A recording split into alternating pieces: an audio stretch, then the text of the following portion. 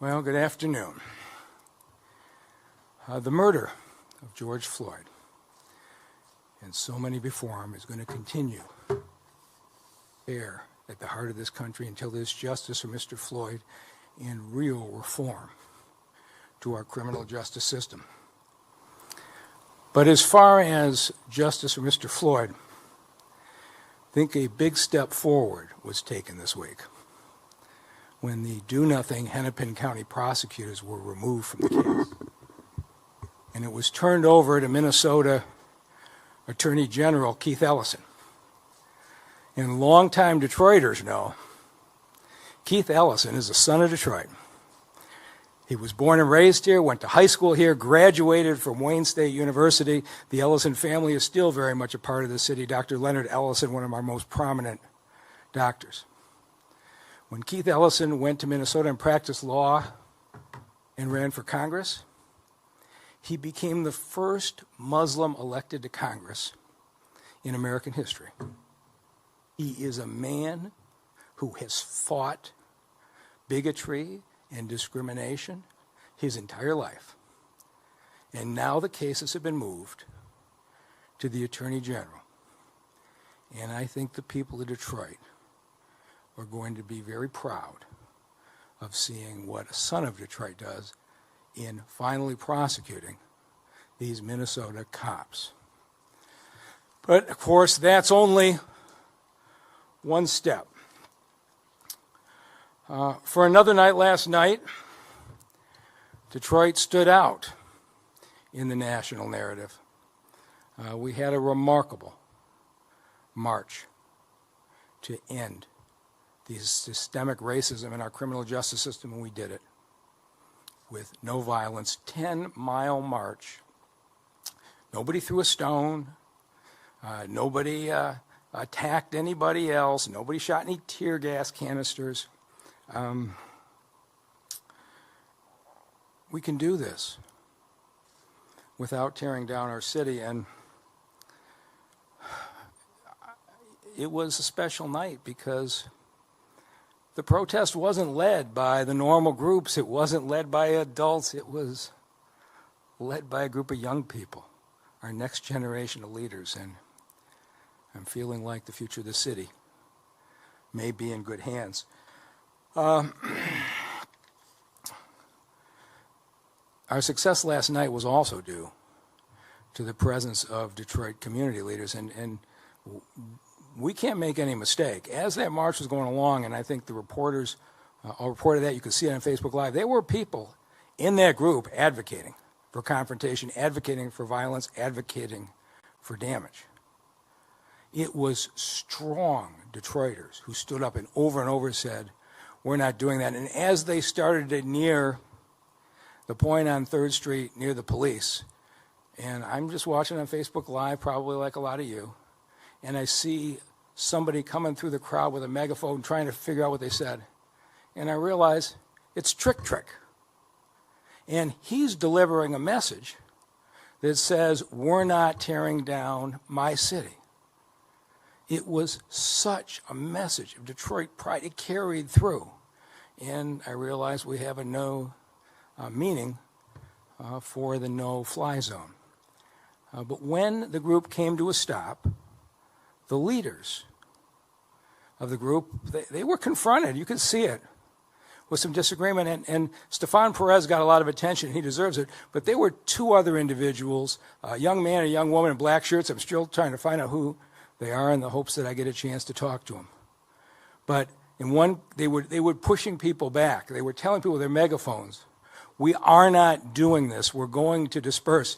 And the woman in particular, she was barking at the protesters about dispersing. The police were giving a warning about disperse, and she turned around with her megaphone and snapped at the police and told them to chill out, basically, that she was dispersing, turned back to the protesters, and she was fearless. I mean, she was just magnificent. And I hope the media will seek her out and see her story. I don't know her name. I'm going to find out. But it makes you feel good about where we're going. But we all saw the young man with the big hair and the red shirt darting all over and clearly a leader in this. And when he got on his box and urged people to leave, and they left, and it was over, a friend of mine, Tucson Knight, was there, and I just called him on his cell phone, and I said, "Who is the guy in the red shirt?" And he says, "I just met him tonight, he's a young guy, Stefan." I said, "What I just saw, I'm never going to forget. Do you think he'd be willing to talk to me?" He said, "I don't know. I'll go ask him." I had no idea he was being filmed on camera, and I had no idea that my conversation was being recorded. But the first thing he said to me is, "I'm 16 years old." I thought from watching me, he had to be 24 or 25, the poise in leading that. I thought, 16 years old. And he just wants a world where he doesn't have to be afraid when he's stopped by a police officer. That's what he's fighting for. And we are watching the next generation of this city's leaders emerging before our eyes. So, while last night ended very positively for Detroit, and nobody was happier than the Detroit Police Department, who I think are all enormous admirers of the protesters and the way they stood for their beliefs last night. But we have to be not under any illusions. You just look at what's happening around this country. There are people intentionally sowing division and destruction. There is no question about it. My fellow mayors tell me in the last 24 hours, you're starting to see anonymous text messages listing where radicals and revolutionaries should gather to protest in different cities. We got the first one here in the city of Detroit today. It is a national group trying to get destruction. And when you get an anonymous text message that says, "Be here to protest," it's help. Ask, who did this? And is it somebody I trust? But they're trying to create so many different places that there will be chaos. We saw nationally a posting from Antifa calling for violence. And then the investigation showed it wasn't Antifa at all. It was a white supremacist group that faked the website to create animosity toward Antifa. These folks are trying to get us to tear at each other and to tear down our cities. And this is the reason why Chief Craig and I have not a single time suggested who the groups are or accused the group, because the truth is we don't know who they are.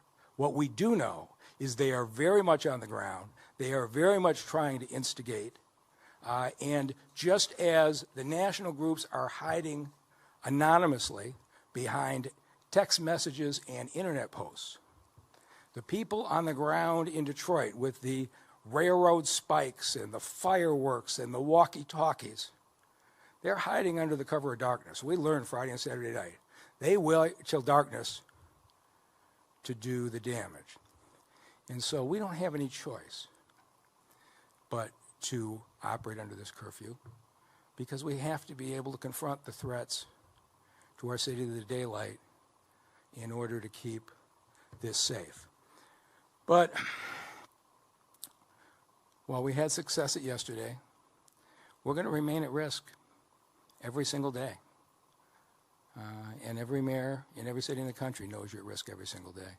But we learned last night that the best check against the violence isn't the police. It's proud Detroiters standing up for their community while they protest demanding change for America. And so yesterday, what I know is this. On a day when the President of the United States delivered a message of hatred and division, some young people on 3rd Street in the city of Detroit showed true leadership, demanded change, but did it in a way that's filled with love.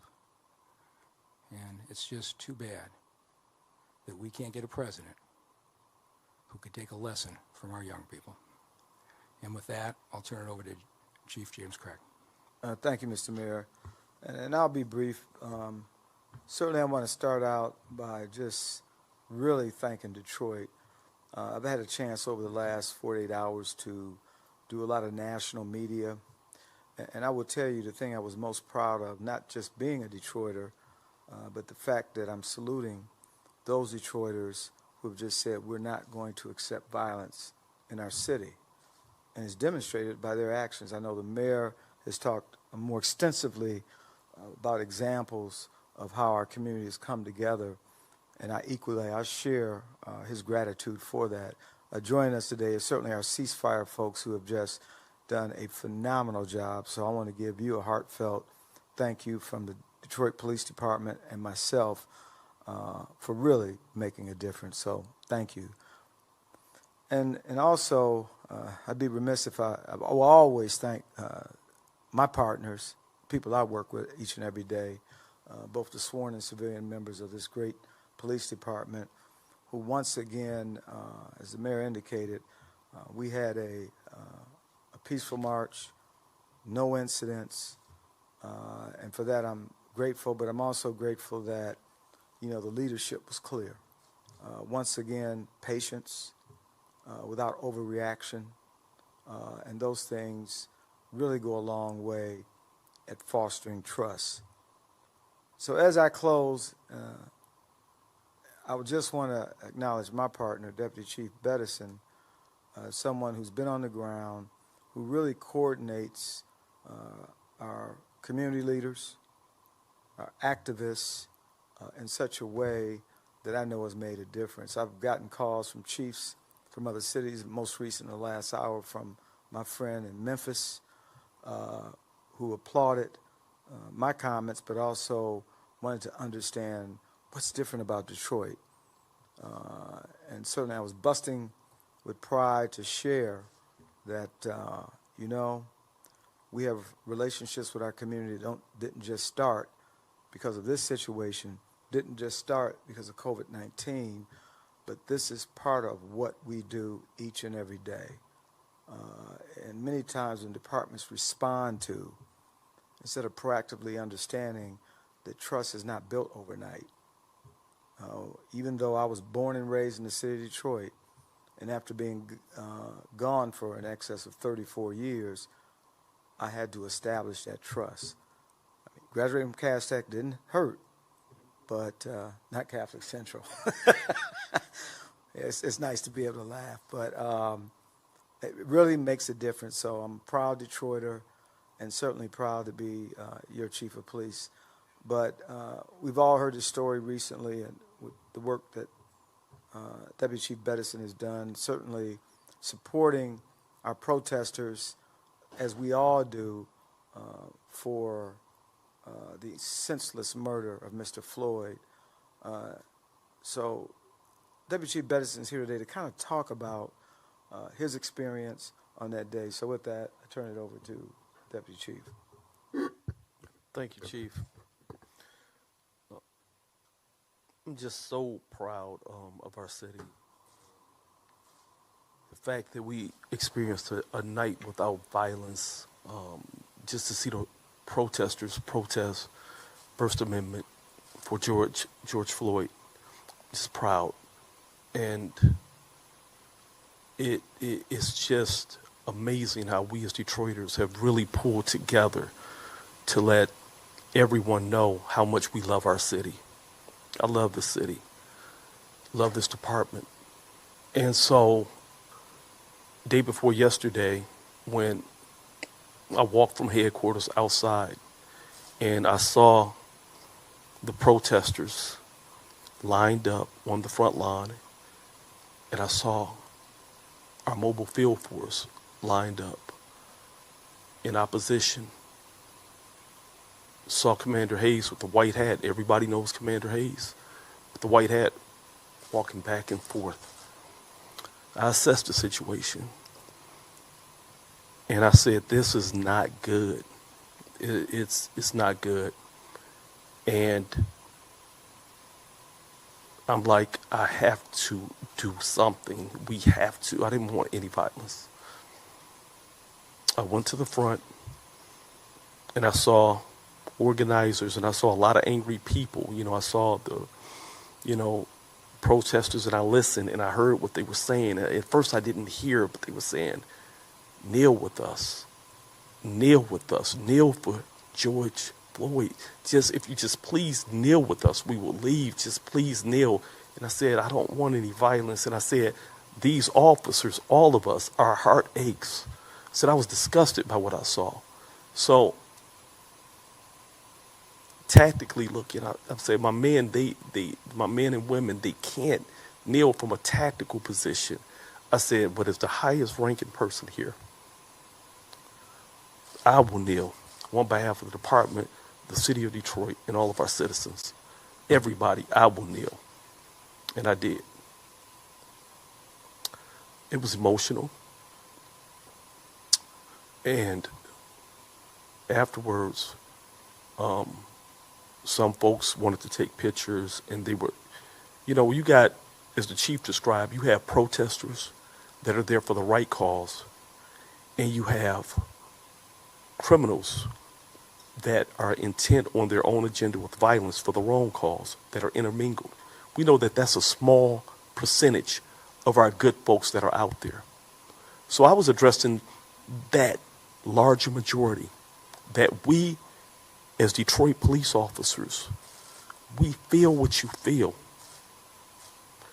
I expressed that Chief Craig called it for what it was. The first police chief in the nation said it was murder.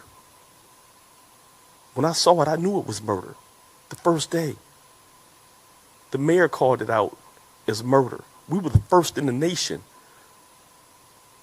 I didn't understand why the protesters were angry at us, Detroit police, when we worked so hard in the community to connect. And I tried to relay that to them, that we're not the problem, we're here with you. We don't want to be in this place, this space, but I understand the anger for what happened to George Floyd.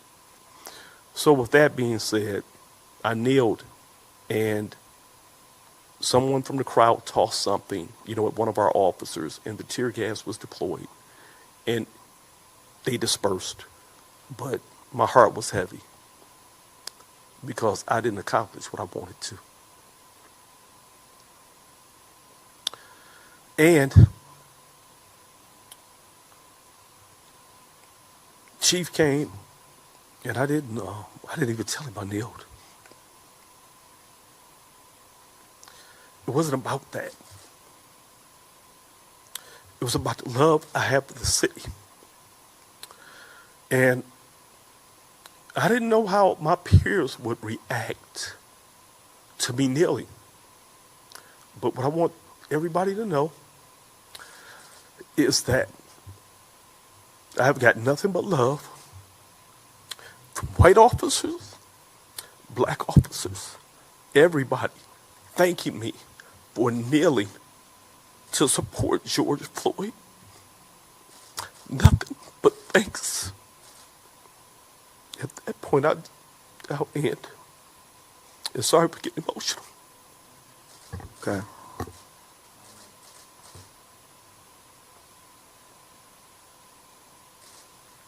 Okay. Deputy Chief Bedison is more articulate, maybe than I am and others are, but he reflects what is felt by the people in the city and the men and women of the Detroit Police Department. They identify with the marchers. They don't want to be in conflict, but we have to protect the city, and I'm hoping can have nights like last night that can end with us together. I have some other people to thank. This community is coming together. I want to thank Council Member Mary Sheffield and Horace Sheffield, who yesterday did a rally of a number of leaders in this community, including Trick and others, delivering the same message: we badly want change, but we're going to stand up and be proud of our city. And then Detroit City Council today, and we're going to get to Denise Fair, who's led such a successful effort to knock down COVID-19. We've been so successful now that our businesses are reopening. We're going to have restaurants reopening on Monday. Before very long, we are going to have the hair and nail salons and the barber shops. We're going to have our businesses reopen. We're running 1% infection rates, and if we keep with the masks on the protests, I think we'll be able to keep it there. And I've been so pleased to see the protesters being disciplined about wearing the mask. But in order for our restaurants, we got to get people back to work. We got to get our entrepreneurs making money again. But in order for them to open, they have to be at 50% capacity. Many of them are going to be very limited inside. And so we want to create as many outdoor seating opportunities to get more folks back to work. And in the city of Detroit, if you wanted to get a permit to put tables on your sidewalk, it was a 60-day, 12-step process. And if you wanted to close off part of the street, either by yourself or in conjunction with your neighbors, it took you about a year. Detroit City Council today unanimously passed a resolution to allow the city agencies to do 24-hour turnaround on sidewalk permits and very short turnaround on street closures. We want to get your businesses open quickly.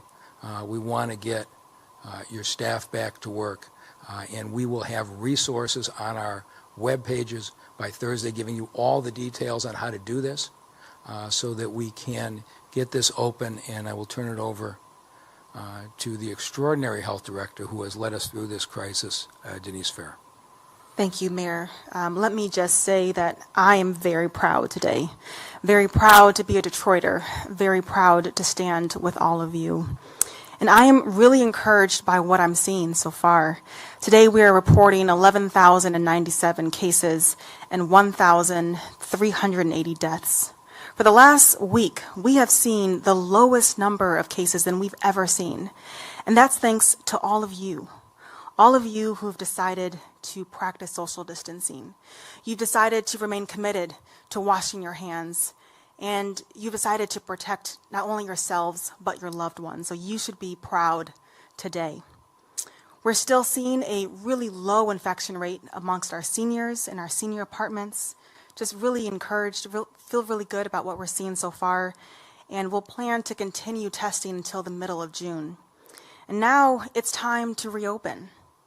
Detroiters, you're a big reason why the governor has uplifted the order.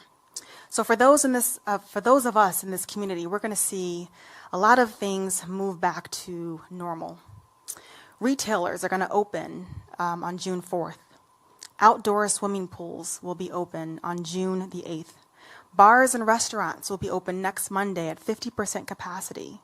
And we can now have large outdoor gatherings up to 100 people. Again, this is thanks to all of you who are being committed. Those are the things that we accomplished because, again, the city decided to take this seriously. So I do want to spend some time talking to our restaurant owners. We want you to thrive. The city of Detroit is behind you. So restaurants, as I mentioned, can open on Monday, and it's time to get prepared. You'll be able to open at 50% capacity.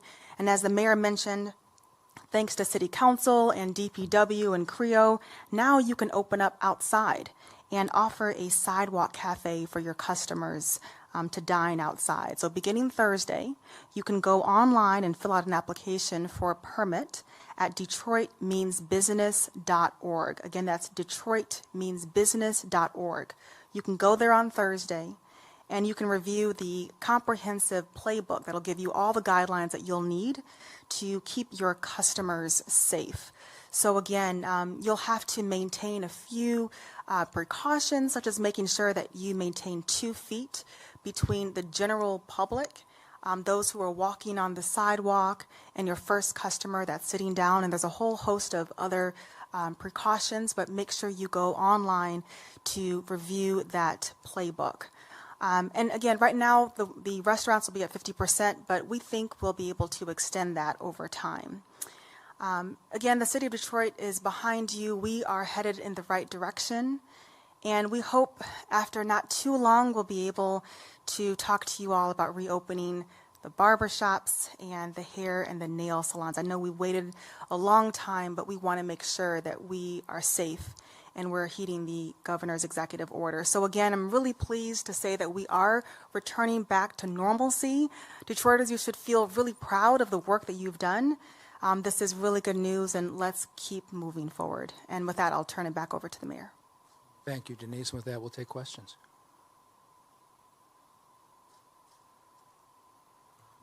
Hello.